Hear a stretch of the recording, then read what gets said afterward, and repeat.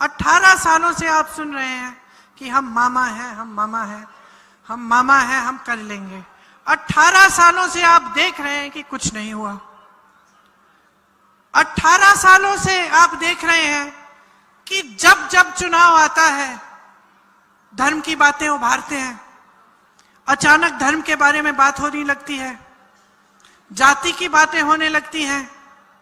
18 सालों से आप देख रहे हैं कि आपकी समस्याओं के बारे में कोई बात नहीं कर रहा है, जो विकास का कार्य हो रहा है मध्य प्रदेश में उसके बारे में कोई बात नहीं कर रहा है, स्वास्थ्य सुविधाओं के बारे में कोई बात नहीं कर रहा है, बच्चों की शिक्षा के बारे में कोई बात नहीं कर रहा है। आप बार बार वोट दे जा रहे हैं, बार बार मामा जी आपको आश्वासन देते जा रहे हैं, 22,000 घोषणाएं कर डाले, आपने पूछा तक नहीं, आपने पूछा तक नहीं कि इन घोषणाओं का हुआ क्या। भाई रिश्ता कैसे बनता है? रिश्ता निभाने से बनता है,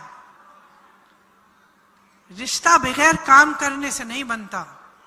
आज मैं सभा में, हर सभा में जाती हूं, मेरे से पहले इंदिरा गांधी अमर रहे का नारा गूंजता है। क्यों? मोदी जी नाराज भी हो जाते हैं कि भाई ये कांग्रेस के नेता बार बार इंदिरा गांधी का नाम क्यों लेते हैं।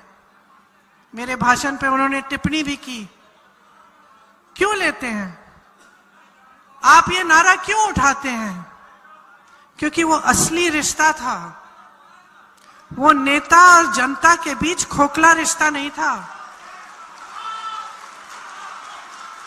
उनको मामी जी, चाची जी कहने की कोई जरूरत नहीं थी। आप जानते थे कि ये महिला जब आपके यहां आएगी, आपकी मुसीबतों के लिए लड़ेगी, आपकी समस्याओं को हल करने के लिए पूरा प्रयास करेगी। आप मजदूरी कर रहे हो, आपको पट्टा देगी। आपको मालूम था कि ये महिला जो आपके सामने कहेगी वो करके दिखाएगी, मालूम था कि नहीं? और आज उनके गुजर जाने के 40 साल बाद आप उनको इसलिए याद करते हैं, आपके मन में उनके लिए इसलिए श्रद्धा है क्योंकि उन्होंने सिर्फ काम करके नहीं दिखाया, उन्होंने इस देश के लिए, आपके लिए, इस धरती के लिए अपनी जान दे दी और पीछे नहीं हटी। ये होता है नेता और जनता के बीच का रिश्ता। ये होता है दिल में आदर, जो सिर्फ जनता के दिल में नेता के प्रति नहीं, लेकिन नेता के दिल में जनता के प्रति होता है। आज खूब पब्लिसिटी होती है, खूब मीडियाबाजी होती है, खूब घोषणाएं होती हैं, खूब रिश्ते बातों बातों में बन जाते हैं, लेकिन उन रिश्तों को निभाने वाला कोई नहीं है। चुनाव खत्म होता है, घोषणाएं भूली जाती हैं, काम कोई करता नहीं है। आज का नेता जान गया है कि जैसे ही वोट डालने का समय आता है, चुनाव का समय आता है, पब्लिक का ध्यान भटका दो, ऐसी बातें करो जिससे पब्लिक के जज्बात जुड़े हुए हैं, वोट बटोरो, सत्ता में आ जाओ और बाकी उसके बाद पब्लिक को भूल जाओ। ये आदत किसने डाली भाई नेताओं में? मैंने तो नहीं डाली, आपने डाली? किसने डाली बताओ? किसने डाली? पब्लिक ने डाली है, आपने डाली है। ये बहुत बड़ी शिकायत है आपसे, आपने ये आदत डाल दी। पिछली सभा में मैं कह रही थी, मेरे पिताजी प्रधानमंत्री थे, मैं उनके पीछे पीछे जाती थी, अमेठी उनका संसदीय क्षेत्र था, तो उनके साथ चली जाती थी हर बार। मैंने अपनी आंखों से देखा है, अपने कानों से सुना है, प्रधानमंत्री घर पे आ रहा है, वहां पे गांव में महिलाएं ऐसे उनको डांट रही हैं कि भैया तुम भैया हो हमारे, प्यार हम करते हैं तुमसे, ये सड़क हमने पिछले 6 महीने पहले आपसे कहा था इस सड़क को ठीक करो, अभी तक इस सड़क की मरम्मत नहीं करी है, हम वोट नहीं देंगे इस बार। ये देखा है मैंने, और मैंने ये भी देखा है कि वो प्रधानमंत्री वहां खड़े होकर नाराज नहीं हुआ। उसने ये नहीं कहा कि मीडिया ये दिखाओ मत, उन्होंने ये नहीं कहा कि चुप हो जाओ, मेरे से ऐसे कैसे बात कर ली तुमने, जानती नहीं हो मैं कौन हूं, ये नहीं कहा। मुस्कुराए, कहा सही कह रही हो बहन, ये इसका ऑर्डर मैंने दे दिया है, ये अभी तक हुआ नहीं है, 6 महीने और दे दो, मैं करवा दूंगा। ये था असली रिश्ता जनता और नेताओं के बीच, जो खत्म हो गया है। और खत्म इसलिए हो गया है क्योंकि आप नेताओं को एहसास ही नहीं दिलाते कि यहां इतने बड़े मंच पर खड़ा करने वाला कौन है। आप एहसास ही नहीं दिलाते कि अगर वो नेता आपके लिए काम नहीं करेगा तो आप उसको खदेड़ देंगे, उसकी सरकार हटा देंगे, बदल देंगे। बहुत ज्यादा भरोसा करते हैं आप। या फिर कभी कभी मैं सोचती हूं कि अपने विवेक को इस्तेमाल नहीं कर रहे हैं जब आप वोट दे रहे हैं, अपने जज्बातों का इस्तेमाल कर रहे हैं। और आपके जज्बातों को नेता और जो राजनीतिक दल इस्तेमाल करना चाहते हैं वो पूरी तरह से इस्तेमाल कर रहे हैं। वरना देखिए, लोकतंत्र में किसी भी नेता की हिम्मत नहीं होनी चाहिए कि आपके सामने आए, झूठी घोषणाएं करे, 5 साल बीत गए, अपने आसन पे बैठे रहे, अपना महल बनाते रहे, अपने बच्चों को विदेश भेजते पढ़ाने के लिए, और आपके बारे में ना सोचे। किसी की हिम्मत नहीं होनी चाहिए। मैंने कहा, रिश्ता निभाने से बनता है, वरना मामा कंस मामा भी थे। तो ये शिकायत है मेरी कि आप सबक नहीं सिखाते। बगल में छत्तीसगढ़ है, बगल में एक तरफ छत्तीसगढ़, एक तरफ उत्तर प्रदेश, एक तरफ कांग्रेस, एक तरफ भाजपा, बीच में आप, और आपके यहां भी भाजपा की सरकार है कि नहीं? मैं आपको बताना चाहती हूं कि कांग्रेस की सरकार ने आपके बगल के प्रदेश में क्या क्या काम किए हैं, ताकि आप तुलना कर पाएं कि आपके यहां क्या हो रहा है, वहां क्या हो रहा है। शिक्षा के बारे में बात करते हैं। यहां शिक्षकों के पद खाली हैं। 7,000 से अधिक पाठशाला बंद हुए हैं, इनके कार्यकाल में बंद हुए हैं। वहां हमारी सरकार ने एक नए तरह का पाठशाला बनाया हर जिले में। जैसे नवोदय विद्यालय होता था, उस तरह से प्रदेश सरकार ने बना दिया है, हर जिले में बनाया। और ये घोषणा कर दी है कि हमारी सरकार 5 साल और आएगी तो जितने भी सरकारी पाठशाला हैं सबको अपग्रेड किया जाएगा, सब इंग्लिश मीडियम होंगे। और ये काम हुआ है, खोखली घोषणा नहीं है, क्योंकि हर जिले में ये इंग्लिश मीडियम की पाठशाला बनी है।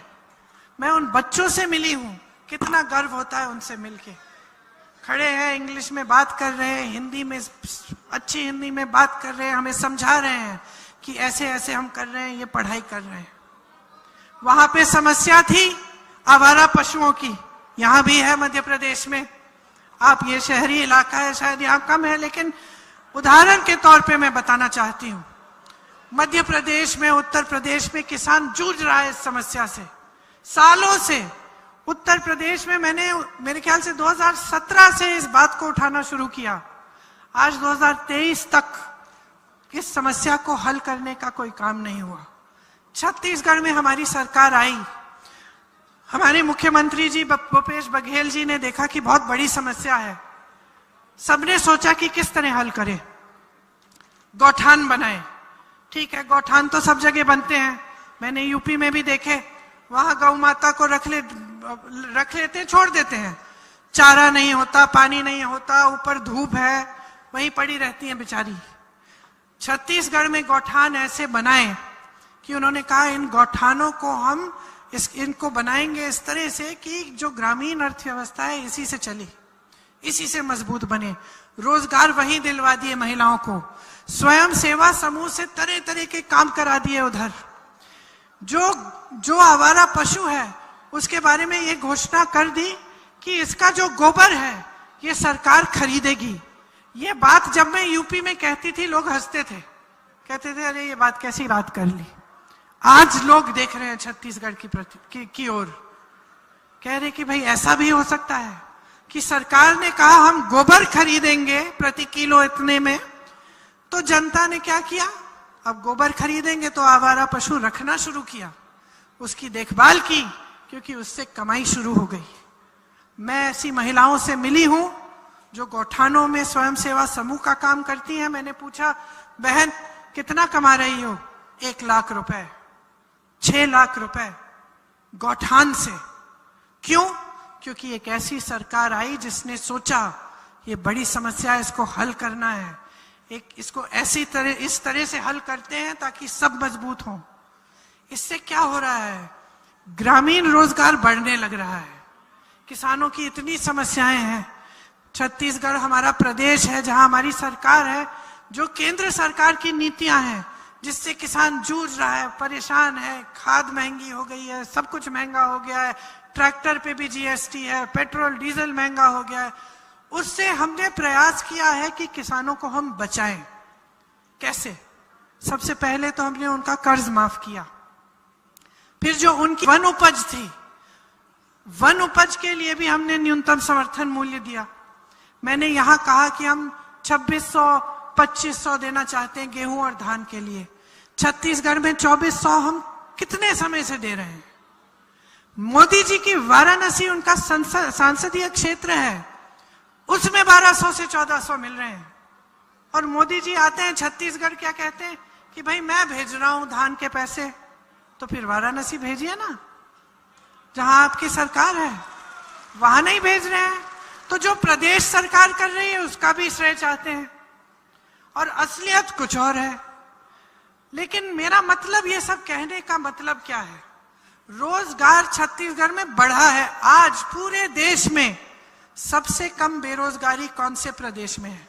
ये मेरे कहने से मत मानिए, आंकड़े देखिए। सबसे कम बेरोजगारी छत्तीसगढ़ में है। और यहां क्या हालात है? पूरे देश भर में 45 सालों में सबसे ज्यादा बेरोजगारी आज है। मोदी जी के सरकार की किए हुए काम है ये। प्रदेश में, आपके प्रदेश में बेरोजगारी इतनी बढ़ गई है कि पूछिए मत। घोटाले ही घोटाले हो रहे हैं। बच्चे बेचारे पढ़ते हैं, आप लोग मेहनत करते हो अपने बच्चों को पढ़ाने के लिए, दिन रात नौकरी करते हो, खेती में मजदूरी करते हो, जो भी करते हो, उनको पढ़ाने लिखाने के लिए, उनके भविष्य को मजबूत बनाने के लिए। वो पढ़ते हैं, मेहनत करते हैं। आप प्राइवेट में ट्यूशन कराते हो, फीस भरते हो, किसी न किसी तरह से जुगाड़ करके। इतनी महंगाई के जमाने में पता चलता है कि परीक्षा में ही घोटाला हो गया। यूपी में कुछ ऐसे बच्चे थे, 26-27 साल के हो गए थे, इंतजार करते करते कहते दीदी 6 साल से इंतजार कर रहे हैं, अभी तक नियुक्तियां नहीं हुई। हम बार बार 2-3 बार हमने परीक्षा की, फिर छोड़ा कि भाई कितनी बार करेंगे, नियुक्तियां एक ना एक दिन तो आ ही जाएंगे। ठहर जाते हैं। ठहरते ठहरते उम्र बीत गई, रोजगार नहीं मिला। और वहां बगल में रोजगार इतने बढ़ रहे हैं कि जो पलायन करके चले गए वो कह रहे हैं कि हमें वापस आना है अपने प्रदेश में। कह रहे हैं कि हम वापस जाएंगे, रोजगार तो हमें वहीं मिल रहा है, यहां हम शहरों, बड़े बड़े शहरों में क्यों भटके। तो ये परिस्थितियां हैं। मतलब आपके सामने एक ऐसी सरकार है जो 3.5 सालों के कार्यकाल में 21 रोजगार देती है। 21, मात्र 21 रोजगार देती है, जबकि सैकड़ों हजारों पद खाली पड़े हैं और सैकड़ों हजारों करोड़ों नौजवान, पढ़े लिखे नौजवान बेरोजगार हैं। सरकार सिर्फ 21 रोजगार देती है।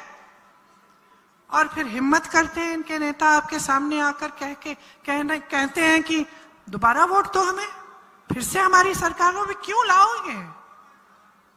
लाओगे? इनको भी मालूम है कि काम पे तो वोट मिलना नहीं है। तो फिर शुरू हो गई धर्म की बातें, फिर आप में फूट फैला दी, कहीं लड़ाई झगड़ा करा दिया, कहीं कुछ और मुद्दा उछाल दिया जिससे आपका ध्यान उस पे चले जाए। तो कब तक चलेगा ये सिलसिला, ये बता दो मुझे। आपके सामने सब कुछ है, सच्चाई है। 18 सालों से मेरी बहनों, आपके लिए क्या किया इस सरकार ने? क्या किया? हर रोज 17 बलात्कार होते हैं इस प्रदेश में। आप अभी तक सुरक्षित नहीं हैं। 18 सालों से तो गरीब रही हैं, 18 सालों से संकटों का सामना कर रही हैं, 18 सालों से संघर्ष का जीवन है आपका। महिला का जीवन सबसे ज्यादा संघर्ष का जीवन होता है, चाहे वो बड़े घर की हो, छोटे की हो, कहीं की भी हो, गरीब हो, अमीर हो। ये हमारा समाज ऐसा है। लेकिन जो गरीब महिला है उसके जीवन में इतना संघर्ष है, जिस दिन दिहाड़ी नहीं आती है तो वही भूखी सोती है। वो सारा काम करती है, खेती में भी काम करती है, घर आकर भी काम करती है, खाना पकाती है। जब तक परिवार का एक एक सदस्य खाना नहीं खाता तब तक खाती नहीं है, तब तक सोती नहीं है। कभी कभी खुद कुछ जुगाड़ करके, कुछ यहाँ पे कुछ थोड़े बहुत काम करके कुछ कमा लेती है, वो भी वो रख लेती है। किसके लिए? अपने परिवार के लिए, कि एक दिन पैसों की जरूरत होगी तो मैं बचा के रख देती हूँ। संघर्ष का जीवन होता है। 18 सालों से जिस मामा जी ने वो संघर्ष का जीवन पहचाना नहीं, वो मामा जी 2 महीनों, चुनाव के 2 महीनों पहले क्यों पहचान रहे हैं? सच्चाई है बहनों और भाइयों, चुनाव के लिए पहचान रहे हैं, आपके वोट के लिए पहचान रहे हैं। चुनाव आता है, घोषणाएं शुरू हो जाती हैं। महिलाओं के लिए अगर कुछ करना है, कांग्रेस के प्रदेशों में देखो, ये जो आपको कह रहे हैं ना लाडली योजना, ये कर्नाटका में चल रही है। जब से, किस दिन से? जब से सरकार बनी, पहली मंत्रिमंडल की पहली बैठक, उसमें तय किया गया और पैसे शुरू होने लग गए खाते में डलने। ये इंतजार नहीं किया कि 4 साल 4.5 साल बीत जाएंगे, अगला चुनाव आने वाला है, उस समय बताएंगे भैया हम ये, उस समय शुरू करेंगे हम। ये इंतजार नहीं किया। महिलाओं के लिए इतने काम किए हैं हमारे सब प्रदेशों में, मैं गिनवाना नहीं चाहती, आप खुद जानकारी लीजिए। जिसको आप जानते हैं, जो अन्य प्रदेश में रहता है, राजस्थान के किसी वासी से पूछो, भाई सच है कि तुम्हारा इलाज मुफ्त में हो रहा है? छत्तीसगढ़ की महिला से पूछो, सच है कि बहुत तरक्की हुई है महिलाओं की छत्तीसगढ़ में? मैं ऐसी सभा में जाती हूँ छत्तीसगढ़ में, तो ये पूरा सामने का हिस्सा महिलाओं से भरा होता है और सब खुश लगती हैं। किसान खुश है, वहां का खुश है क्योंकि उसको सहायता मिल रही है, उसे बचाया जा रहा है केंद्र की नीतियों से, उसके लिए ही राजनीति चल रही है। आपको बहुत गहराई से समझना पड़ेगा कि आपके साथ क्या हो रहा है। आपकी जिंदगी के हर मोड़ पर आपको भ्रष्टाचार दिख रहा है। मैं जानती हूं कि जो भी पार्टी का नेता आता है वो यही कहता है, वो कहता है कि हम कहते हैं कि वो भ्रष्ट है, वो कहते हैं कि हम भ्रष्ट है। मैं जानती हूं, लेकिन सच्चाई को समझो। कितने घोटाले हुए हैं आपके प्रदेश में, आप जानते हैं। हर 2-4 दिन आप पढ़ते हैं इनके बारे में, चाहे परीक्षा में हो, चाहे रोजगार में हो, चाहे कुछ भी हो, व्यापम हो, कुछ भी हो। और इस घोटाले का मतलब क्या है? मेरे ख्याल से क्या होता है कि जनता देखते देखते, सुनते सुनते थक भी जाती है। कभी कभी मैंने सुना है लोग कहते हैं कि भाई ठीक है, नेता है, खाने दो, चलो खाते रहेगा, लेकिन थोड़ा बहुत काम भी कर ले हमारे लिए तो इतना ही काफी है हमारे लिए। ये गलत बात है। समझो घोटाले का मतलब क्या है। जब हम कहते हैं कि ये 1500 करोड़ रुपए का घोटाला है, ये 1000 करोड़ रुपए का घोटाला है, इसका मतलब क्या है? इसका मतलब है कि किसी ने चोरी किया है। चोरी किससे किया है? किसके पैसे चोरी किए हैं? एक दूसरे से तो नहीं चोरी कर रहे ये नेता, नहीं ना, किसी दूसरे राजनीतिक दल से भी नहीं चोरी कर रहे हैं। किससे चोरी कर रहे हैं? आपसे चोरी कर रहे हैं। सरकार का 1 रुपया नहीं होता, जनता का होता है। जब आप अखबार में पढ़ते हैं कि प्रधानमंत्री श्री नरेंद्र मोदी जी के लिए सरकार ने 2 हवाई जहाज खरीदे, 16,000 करोड़ के 2 हवाई जहाज, 16,000 करोड़ रुपए के, तो जान लो बहनों और भाइयों, ये आपके पैसे हैं।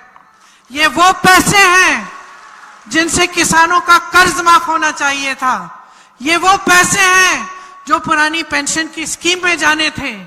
ये वो पैसे हैं जिनसे आपके लिए पाठशालाएं बननी थी, आपके लिए नए उद्योग बनने थे। जब आप पढ़ते हैं कि पुराने संसद भवन के सुंदरीकरण के लिए 20,000 करोड़ रुपए प्रधानमंत्री जी ने खर्च करवाए हैं और अब हमारे पास एक बहुत बड़ा अच्छा नया संसद भवन है, वाह वाह, बहुत खुश हैं हम।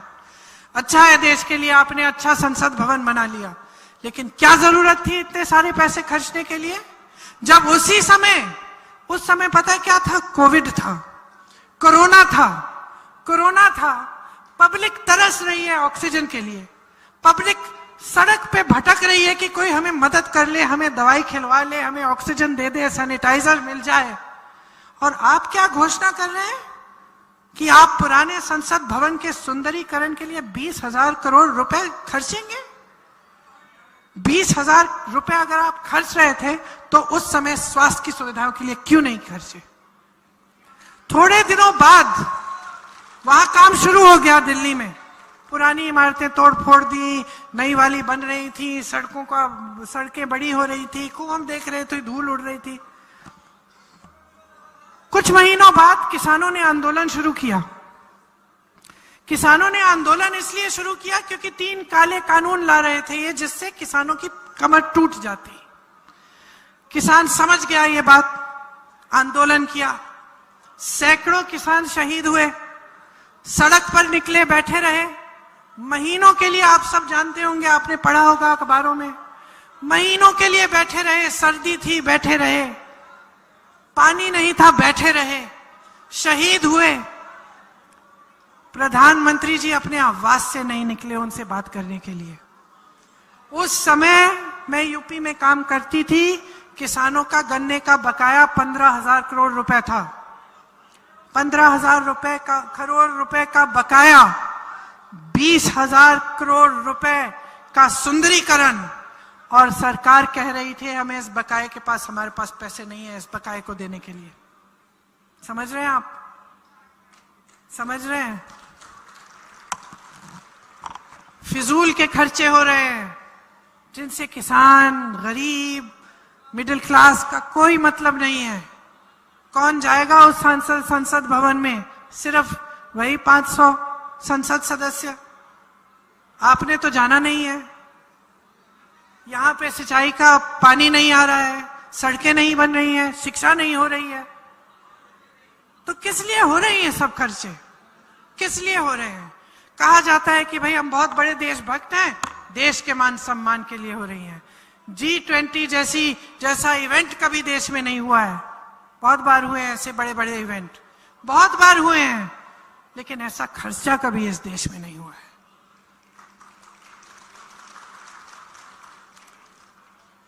जो कहते हैं कि कांग्रेस के लोग भ्रष्ट हैं, वो क्या है?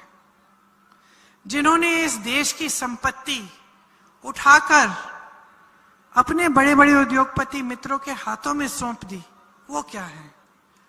क्या इससे बड़ा भ्रष्टाचार हो सकता है कि आपने देश के बंदरगाह, देश के हवाई अड्डे, देश की बड़ी बड़ी कंपनियां, सरकारी कंपनियां, जिससे हर बच्चे को रोजगार मिल जाता था, सुरक्षित नौकरी मिल जाती थी, अच्छा पेंशन मिल जाता था, आपने कौड़ियों के दाम पे अडानी को बेच दी। ये कौन है ये अडानी? ये कौन है ये एक शख्स जिसके हाथों में आप सब कुछ डाल रहे हैं, जिसके बारे में विपक्ष के नेता एक लफ्ज बोलते हैं चाहे आप संसद से निकाल देते हैं, घर से निकाल देते हैं, क्योंकि आपसे सवाल उठाया। क्यों दौड़ते हैं इस आदमी को बचाने के लिए? क्या है इसमें ये खासियत कि आज ये पूरे देश का मालिक है? ये जो सरकारी कंपनियां, ये आप बोल रहे हैं, मैं नहीं बोल रही हूं। ये सारा पैसा, ये सारी संपत्ति किसकी है जो दी जा रही है? ये जो कहते हैं ना 70 सालों में कुछ नहीं किया, कुछ नहीं बनाया। अगर कुछ नहीं बनाया होता तो ये देते क्या अपने दोस्तों को? देते क्या? BHEL दे दिया, HAL दे दिया, रेलवेज दे दिया, बंदरगाह दे दिए, हवाई अड्डे दे दिए। छोड़ा क्या है इस देश के लिए? छोड़ा क्या है? और कोई मुझे बता सकता है कि अडानी जी बनाते क्या है? आपको याद है टाटा, बिरला, ये नहीं है कि इस देश ने कभी बड़े बड़े उद्योगपति देखे नहीं। जो बुजुर्ग बैठे हैं जानते हैं, बिरला, टाटा जैसे बड़े बड़े उद्योगपतियों ने आजादी के आंदोलन में भी मदद की। सब जानते थे कि बनाते क्या है। टाटा की ट्रक, गाड़ियां, फिर आपने देखा कि चलो दांत मंजन कोई बना रहा है, कोई कपड़े बना रहा है, कोई साड़ियां बना रहा है, कोई पुस्तक बना रहा है। ये तो मान जानते थे ना। मैं पूछना चाहती हूं, कोई मुझे बता सकता है कि अडानी जी क्या बना रहे हैं? पैसा बना रहे हैं और कुछ बना ही नहीं रहे। जो आपने बनाया इन्हें दिया जा रहा है मुफ्त में। ये जो कंपनियां थी आपके लिए बनी थी। ये एक नेता ने उस समय, पंडित नेहरू, उनकी सोच थी, उनका विजन था कि मैं भारत को आगे बढ़ाऊंगा। आज ये कहते हैं चंद्रयान। भाई ये चंद्रयान हो ही नहीं पाता अगर नेहरू जी ने इसकी नींव नहीं डलवाई होती।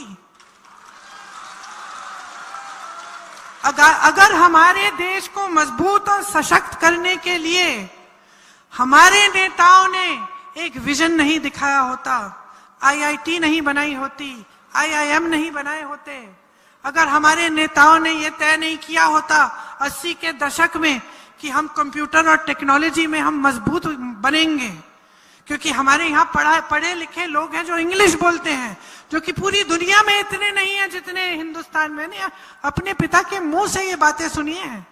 जब ये सब नहीं था, मुझे याद है हम लोग खाना खा रहे थे, वो कह रहे थे कि पता है तुम्हें कि हमारे देश में जितनी शिक्षित इंग्लिश भाषी, अंग्रेजी की भाषा जानने वाले नौजवान हैं दुनिया में कहीं नहीं है। हम में इतनी ऊर्जा है, नौजवान ऊर्जा है। अगर हम यहाँ पे तकनीक को मजबूत बनाएंगे, अगर हम कंप्यूटर को आज के दिन लाएंगे, तो देखना 20 साल बाद, 30 साल बाद कितनी तरक्की होगी। 30 साल बाद मेरे पिता नहीं रहे, लेकिन मैं उनकी बातों को याद रखती हूँ। जब भी मैं देखती हूँ, कुछ समय पहले मैं विदेश में थी, ट्रेन के लिए मैं स्टेशन में खड़ी थी, मेरे साथ एक लड़का खड़ा था, मुझे देखा, उसने पहचान लिया, तो मैंने भी कहा कि तुम भारतीय हो? तो बड़ी खुशी से हम दोनों से एक दूसरे से मिले। हम दोनों दो ही भारतीय थे, उस पूरे स्टेशन में खड़े थे ट्रेन के इंतजार में। मैंने कहा भाई क्या करते हो? मुझे बताया मैं इस बड़ी कंपनी में काम करता हूँ, कंप्यूटर की कंपनी में। मुझे इतना गर्व हुआ। ट्रेन में बैठते ही मेरे दिमाग में मेरे पिता की बातें आई कि अगर उस समय सबसे लड़के, इन्हीं भाजपा के नेताओं से लड़के जो धरना प्रदर्शन कर रहे थे कि कंप्यूटर इस देश में नहीं चलेगा, कंप्यूटर नहीं चाहिए इस देश में, सब बर्बाद कर देगा, उनसे लड़के ये नीतियां बनाई। और उस वजह से कि उस समय 30 साल पहले किसी ने सोचा कि आगे हमारे देश के भविष्य के लिए क्या अच्छा है, उन नीतियों का आज की सफलता हम आज देखते हैं। तो देखिए, जो राजनीति है ना, वो दो तरह की होती है। नेता भी दो तरह के होते हैं। एक अपने लिए, अपने मान सम्मान के लिए, सत्ता अपने लिए, सब कुछ कमाने के लिए अपने लिए, और राज करता है इस तरह से कि सब कुछ ठीक है, जो ऐसे लगे कि मैं ही बड़ा हूं, मैं ही सर्वोपरि हूं, मैं ही सर्वशक्तिमान हूं, मैं ही सर्वज्ञानी हूं। ये एक तरह का नेता होता है। दूसरा नेता होता है जो सोचता है कि मैं इस जनता को सर्वशक्तिमान कैसे बनाऊं, मैं इस जनता को सर्वोपरि कैसे रखूं, मैं इसका विकास कैसे करूं। मैं एक योजना बनाता हूं, मैं सोचता हूं कि 10 सालों में अगर हम ये उद्योग यहां लगा दें और हम यहां इस गांव को मजबूत बना दें, तो 10 साल बाद इसका कितना फायदा होगा। तो ये दो राजनीति जो है ना, आपको साफ साफ दिख रही है। क्योंकि अगर ये दूसरी तरह की राजनीति, जो विकास वाली राजनीति होती, जो जवाबदेही राजनीति होती, जो आपके प्रति जिम्मेदारी वाली राजनीति होती आपके प्रदेश में, तो आज आप इस परिस्थिति में नहीं होते। आज मध्य प्रदेश का किसान रोता नहीं, आज मध्य प्रदेश का नौजवान बेरोजगारी में से जूझता नहीं, आज मध्य प्रदेश की महिला अपने आप को असुरक्षित नहीं महसूस करती। अगर सही तरह की राजनीति चुनो, सही तरह के नेता चुनो, सही तरह की सरकार बनाओ, तभी तुम्हारी तरक्की होगी।